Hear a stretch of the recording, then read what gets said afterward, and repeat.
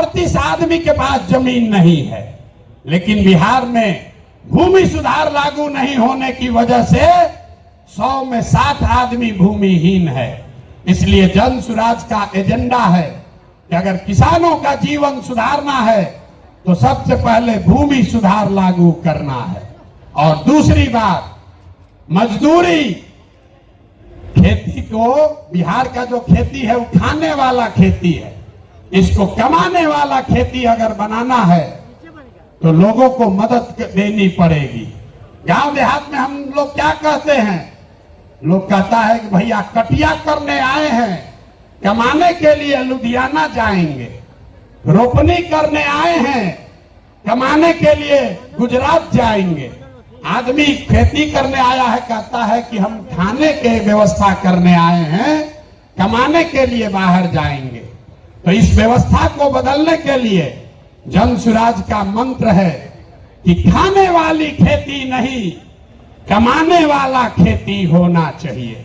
और जितने लोग खाने वाला खेती, धान गेहूं को छोड़कर बढ़िया सब्जी मसाला का खेती में जाएंगे, उसके लिए मजदूरी मुफ्त कर दिया जाएगा। अब आदमी कहेगा, ए भैया पैसा कैसे आएगा? तो जैसे पढ़ाई का आपको पैसा का रास्ता बताए, युवाओं को रोजगार का पैसा का रास्ता बताए, बुजुर्गों के पेंशन का पैसा का रास्ता बताया, तो वैसे ही आपको बता रहे हैं कि किसानों के लिए मजदूर मुफ्त कैसे मिलेगा। बिहार सरकार को हर साल अगर हम चाहें तो 10,000 करोड़ रुपया हम लोग को मनरेगा के तहत मिल सकता है।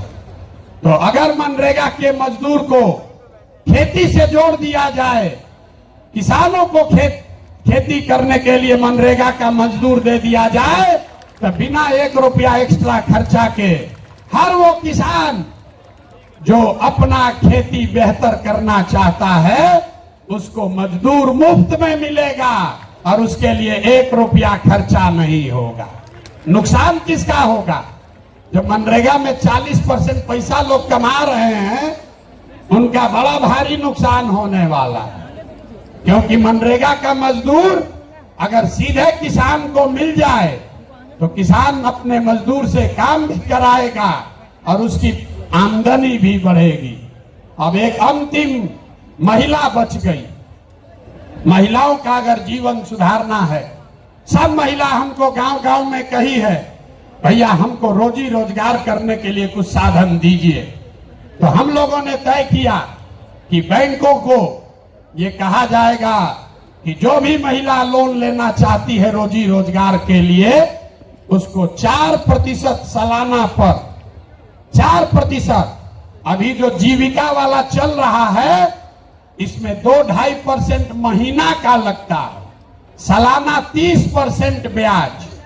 और हम लोग कह रहे हैं कि सिर्फ 4% सालाना पर हर वो महिला जो कोई ना कोई रोजी रोजगार करना चाहती है उसको सरकारी गारंटी पर लोन दिया जाएगा और बाकी का 6% सरकार देगी। होना चाहिए ना भाई? तो एक बार जरा हाथ उठाकर बताइए, ये 5 एजेंडा पास कर रहे हैं आप? ये 5 एजेंडा पास कर रहे हैं ना? इसको आगे बढ़ाया जाए ना? ये 5 से भला होगा ना बिहार का? तो ये सब हो जाएगा तब न होगा जब सरकार बनेगा। सरकारें नहीं बनेगा तो खाली भाषण होगा। तो सरकार बनाने के लिए लोग कहे, ये भैया पैदले चलते रहिएगा, पार्टियां न बनवाइए। तो पार्टी बन गया, पार्टी बन गई, लेकिन हमने आपसे वादा किया था कि हम इसके नेता नहीं बनेंगे। नेता तो कोई बिहार का लड़का ही बनेगा, कोई बिहार का बच्चा बनेगा। लोगों ने कहा कि आपके जितना तो कोई काबिल आदमी बिहार में मिलेगा नहीं। हम आपको अभी दिखाते हैं, आपके मंच के सामने यही खड़ा करेंगे कि अब दल बना है और दल का नेतृत्व जिस व्यक्ति को दे रहे हैं, दल का नेतृत्व जिसको दे रहे हैं, कार्यवाहक तो अध्यक्ष जिसको नियुक्त किया जा रहा है, देखिए कैसे सब एकदम ध्यान से सुनने को खड़ा। अपना बच्चा का बात हुआ तो सो रहा था, आज जैसे बोले कि दल का अध्यक्ष घोषित कर रहे हैं, तो देखिए कैसे सजग हो गया। तो जो अभी दल के अध्यक्ष बनेंगे उनका परिचय कराऊं, उससे पहले आपको बता रहा हूं कि ये कार्यवाहक अध्यक्ष हैं।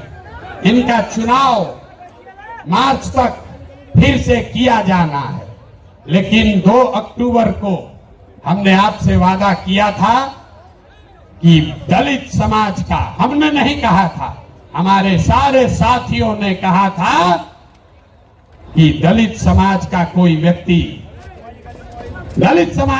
व्यक्ति इस दल का नेता बनेगा। इसलिए नहीं कि वो दलित है, इसलिए नहीं कि कोई अति पिछड़ा है, इसलिए कि वो सबसे काबिल आदमी है जो दलित भी है। ये फर्क समझिए। नेता का नाम सुनने से पहले इस फर्क को समझिए। जब हमने कहा कि जिसकी जितनी संख्या है उसको उतनी भागीदारी दी जाएगी, तो लोगों ने कहा कि ये भी तो वही जात पात बतिया रहे। नहीं, जन सुराज में जात पात के आधार पर जगह नहीं मिल सकता है, लेकिन जन सुराज की सोच है कि हर समाज में काबिल आदमी है और हर काबिल आदमी का कोई न कोई जाति है, समाज है। तो अगर बनाने वाले के नियत में, बांटने वाले के नियत में खोट न हो, तो ये बिल्कुल संभव है कि काबिल लोगों के बीच से जिस समाज की जितनी संख्या है उतने काबिल लोगों को लाकर जगह दे दी जाए। तो अभी जिनका मैं नाम ले रहा हूं, हमारे साथी जिनको ये जिम्मेवारी दे रहा हूं, सभी से सलाह करने के बाद जिनके नाम पर सबकी सहमति है, वो सज्जन यहां मधुबनी के हैं, मधुबनी के गांव में पैदा हुए, यही सरकारी विद्यालय से पढ़े, जमुई के सरकारी विद्यालय से पढ़ा हुआ ये बच्चा नेतरहाट गया। नेतरहाट से पास होने के बाद आईआईटी कानपुर गए और आईआईटी कानपुर से इलेक्ट्रिकल इंजीनियर बने। फिर वहां से आईआईटी दिल्ली गए, वहां से एमटेक करना शुरू किया। इसी बीच में इंडियन फॉरेन सर्विस में भी सेलेक्ट हो गए।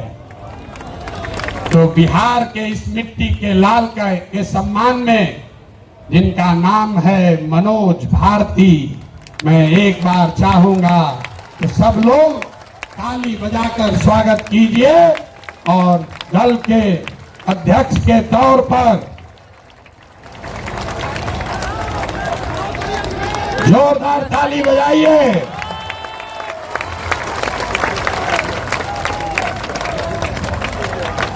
दल के अध्यक्ष के, कार्यवाहक अध्यक्ष के तौर पर मनोज भारती जी, जो अनुसूचित समाज के हैं, लेकिन ये प्रशांत किशोर से ज्यादा काबिल आदमी है। प्रशांत किशोर नेतरहाट का परीक्षा 2 बार दिए, नहीं पास कर सके। ये भाई साहब पास किए हैं। प्रशांत किशोर आईआईटी नहीं गए हैं, ये आईआईटी गए हैं।